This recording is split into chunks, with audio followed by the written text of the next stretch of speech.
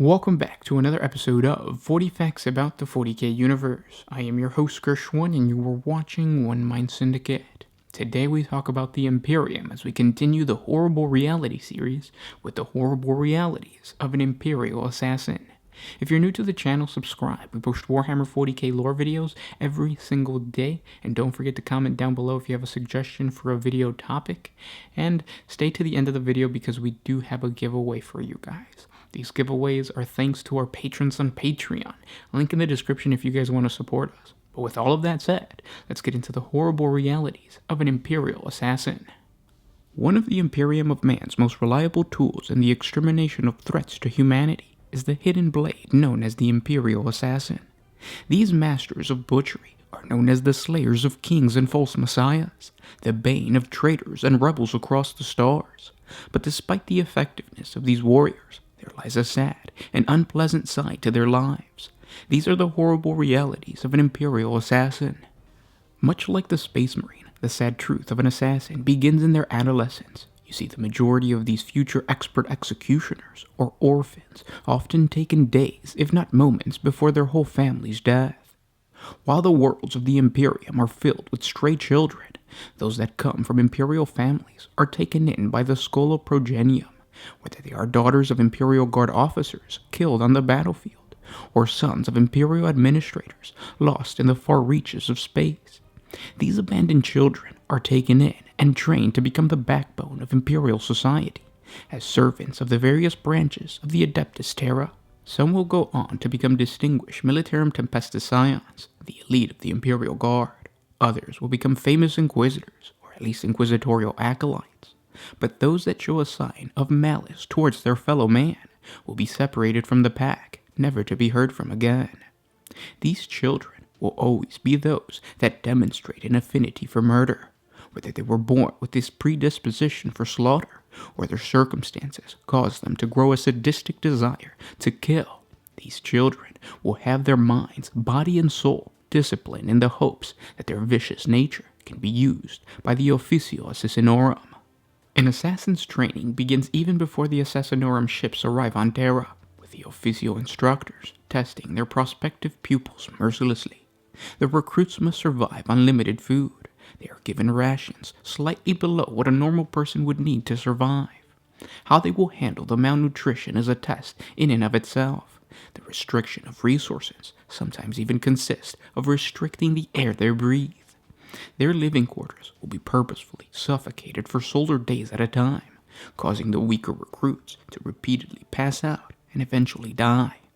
After the first week, instructors will survey the recruits, making sure to separate the dead from the comatose and disposing of the bodies before they are cannibalized by the more resilient recruits. Those that adapt to the harsh conditions will be pushed further when they are forced to fight each other in armed and unarmed combat. These battles will start off simple enough, but the closer the ship gets to their destination, the more challenging the duels will become.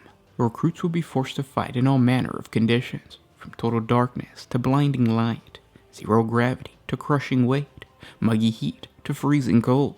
By the time they arrive, there may only be a tenth of the prospective assassins left. If the instructors see the recruits barely clinging to life, they may deem every recruit unworthy and execute them all on the spot. Upon arrival at Holy Terra, the surviving initiates begin the next stage of their training, sailing past the spaceborne basilicas, immense queues of pilgrim craft, and the military cordons that congest Terra's outer orbit. They are carried down into the Temple Assassinorum under the most advanced of shrouding protocols. In the subterranean safe houses, these new recruits are divided amongst the hidden temples of the Officio Assassinorum. Each temple has its own ancient ways and mysteries, and each specializes in a different aspect of the art of murder. There the initiates train for a full decade under the command of a Lord Assassin. For recruits entering the Callidus Temple, their souls will be tested when they eventually learn of the existence of the ruinous powers of chaos. The Callidus assassins are experts at eradicating chaos cult leaders. In order to do this, most assassins are required to infiltrate the chaos cult, which means living amongst chaos worshippers. A future Callidus assassin must not only be effective enough to terminate the target, but also possess the utmost devotion to the Emperor of mankind, as to not fall prey to the temptations of the Chaos Gods while masquerading as a cultist. How this loyalty is ingrained in the minds of an assassin varies, but for most Callidus recruits, it means daily prayer along with self-flagellation. This self-deprecation begins early on.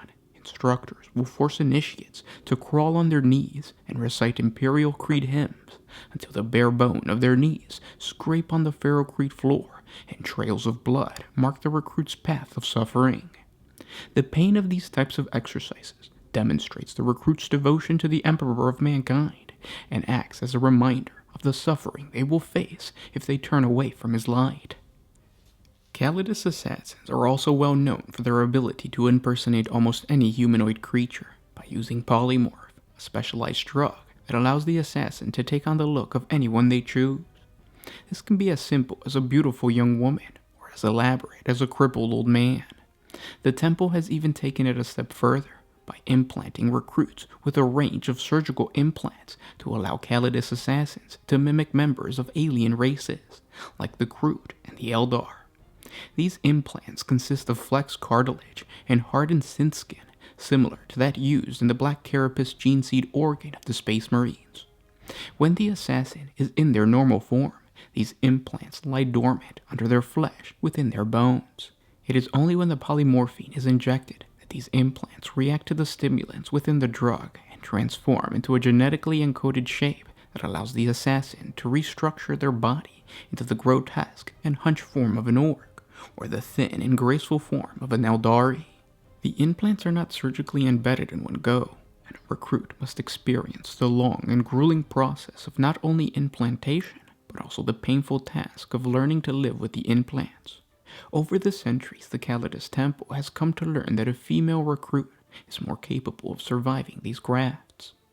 They've realized that the female body and psyche is biologically predisposed to enduring higher levels of pain, making female Callidus recruits better chameleons than men. As such, almost all Callidus assassins are actually women, regardless of who they are trying to impersonate. Another class of assassin that will forever be altered by their training is the Eversor assassins. These killers specialize in shock and terror tactics, instilling fear of Imperial retribution into the hearts and minds of all those who hold positions of power in the Imperium of man. Unlike other assassins, these murderers take their time out on the field, often not only having one target, but a mission to create as much destruction as possible to an entire organization. To have the energy and raw power to successfully sow this much fear on a target, the killers must never rest, never sleep, and never stop giving rise to slaughter. They are pumped with special cocktails of combat-enhancing drugs that are designed to instill psychotic rage into the assassin, and to further enhance their physical capabilities to the point that it strains even their enhanced physiologies. Knowing how physically straining their missions will be, the temple begins enhancing the recruits' immune systems right away. It goes beyond the normal human standards so that they can survive the sheer toxicity of the combat drugs they will constantly be infused with. Fresh recruits will go through their first year in an intoxicated mist of combat drugs. They will get so incredibly high that they will run the risk of losing a grasp on reality. Hallucinations will get so severe that a recruit's body will simply enter a coma to deal with the shock. Those that survive this phase will wake up to a shortened lifespan, a horrible effect caused by the cocktail of drugs flowing through their bodies. They will then move on to the cybernetic enhancement phase, where they will be implanted with a series of painful bionics that will turn them into the perfect killing machine. By the time the training is over, an Eversor assassin will be fully addicted to the harsh regime of combat drugs, to the point where if the infusion ever stops, the assassin will likely die from the agonizing withdrawal symptoms, but at that point, the killer's life is no longer their own. To combat this dependency and the shortened lifespan, the temple will have these new recruits enter cryosuspension. Each assassin is kept in cryostasis aboard very special and very secret starships and space stations that are placed all across the Imperium in highly secure locations and kept on constant alert. Only when the direct order is received from the High Lords of Terra, through the Grand Master of the Assassins of the Officio Assassinorum, does the operative fully awaken. Once a mission has been assigned, an Eversor assassin is transferred from his cryogenic crypt into a specially designed one-man drop pod. The assassin remains in stasis this entire time, while direct cybernetic neural links within the pod feed all the relevant mission details directly into the neural cortex. When the Temple's starship has come out of the warp near the target planet, the drop pod's fully automated system begins to awaken the assassin from stasis and prepare his body with the necessary suit of combat drugs that best fit the mission profile. By the time the drop pod reaches the surface of the target world, the Eversor assassin has fully awoken and been equipped to carry out the operation. Due to the use of cryosuspension to keep the assassin alive, an Eversor Temple assassin loses all grasp of time. He or she has no idea how long it's been since they were last awakened. It could have been a few solar decades, or even Terran centuries since the last time they were allowed to live. Worst of all for an Eversor assassin is if the assassin is slain in combat. The drugs flowing through their body will react violently to the metabolic onset of death and cause the Eversor's corpse to simply explode. If the assassin does survive the mission, a dark slumber awaits him. Not all assassin recruits come from the School of Progenium, however. The Culexus Temple works with the dreaded black ships to collect their recruits. The temple specializes in the assassination of psychically powerful leaders, and as such, they need assassins born with the innate ability to counteract the psychic powers controlled by their prey. To do this, they recruit child prisoners who possess the feared pariah gene, often called black souls, or simply the soulless. These recruits have a rare mutation that not only causes them to lack any psychic presence in the warp, but also nullify any warp effects around them. Their aura of otherness is so powerful that normal humans find it impossible to be in their presence. Before their life with the temple, they were treated with disgust, not because of any action they caused, but simply out of human nature. Treated like outcasts, these future assassins were probably mistreated as children and kicked out as soon as possible by their own parents. As the living embodiment of the worst possible nightmares for any psychically gifted being, even before they are trained, some recruits would have been hunted down by psychically powerful members of the Imperium before being captured by the black ships. Even the Vindicare assassin, which arguably has the least tragic life, must face the horrible realities of an assassin. The Vindicare are often employed in eliminating individuals for the Imperium who are suspected of harboring demonic entities. The hope is that they can eliminate the host before the demon is able to manifest itself in the material plane. Like almost all killers, the Vindicare recruits are subjected to daily battles with bone-wrenching exercise engines. They must fight in deadly bouts with horrendous monsters to prepare themselves for the horrors that they must eliminate should their shot miss its mark.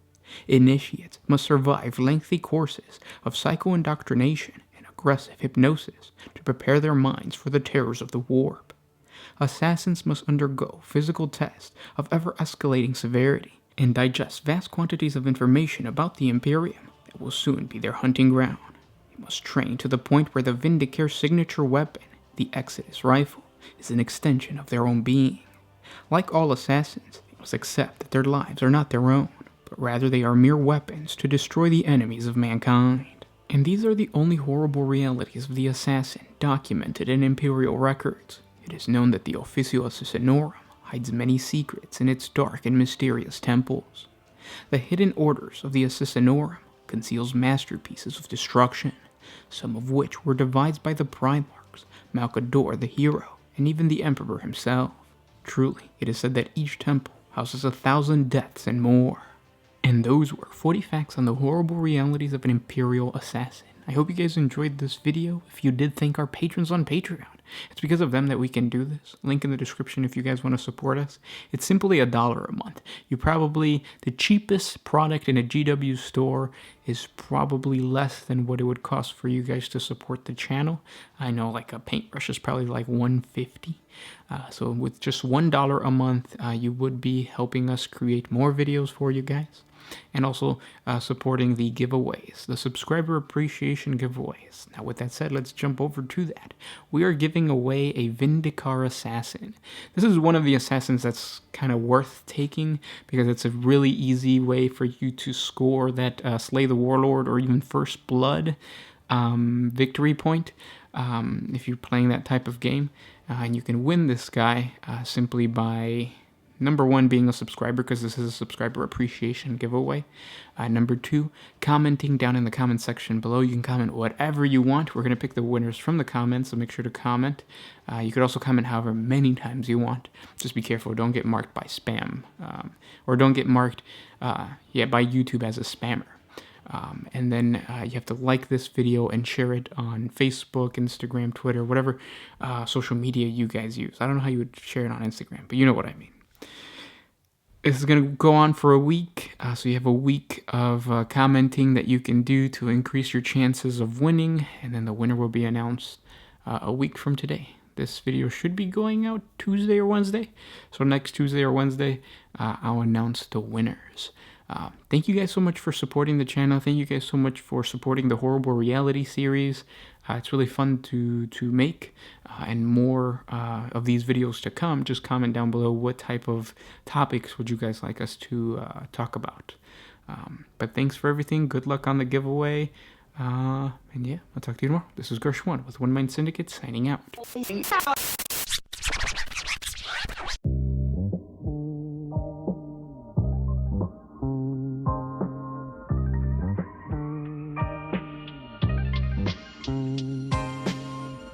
Oh, I did the